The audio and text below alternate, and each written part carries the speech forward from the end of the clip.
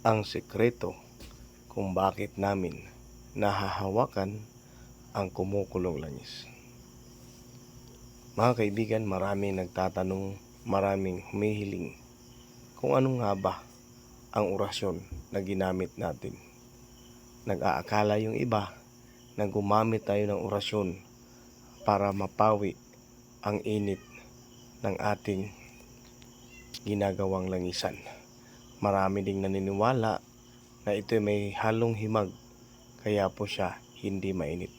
Pero sa totoo lang kapatid, ito po ay langis talaga ng niyog. So ngayon po iuulat ko sa inyo kung ano nga ba ang sikreto namin kung bakit namin nahahawakan ang kumukulong langis. Makinig kayong mabuti at ito po ang sikreto. Kailangan mo lang pong isentro ang iyong pananalig at paniniwala sa Poong May Kapal. At sabayan mo ng dasal sa panawag ng kapangyarihan ng Poong May Kapal, ng mga banal, ng mga santo, ng mga santa, ng mga gerero, at ng mga santong gabay. At yan po ang dahilan kung bakit namin nahahawakan ang kumukulong langis. Uulitin ko, hindi po tayo gumamit ng orasyon para mawala ang init ng langis. Kasi basihan ninyo sa nakikita nyo po, yan po ay nakasalang sa apoy at habang hinahawakan namin ay kumukulo. Ibig sabihin ay hindi natin tinanggalan ng init ang langis na hinahawakan namin. Ito lang po ang masasabi ko sa lahat ng mag-aaral, sa lahat ng nasa larangang espiritual at sa gustong sumubok. Wala pong imposible sa mata ng Panginoon. At diyan lang po ang ating basihan.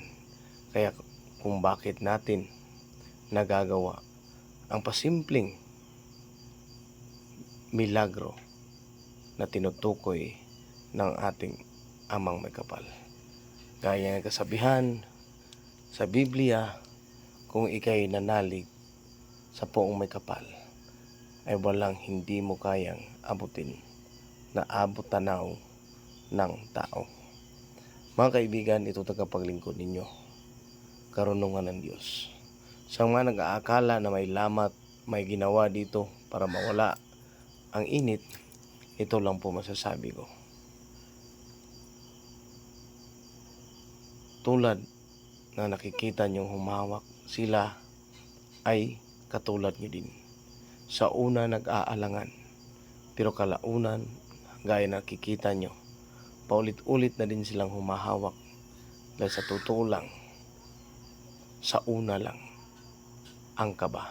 Pero pag nasanay ka na, hanap-hanapin mo na ang pasimpleng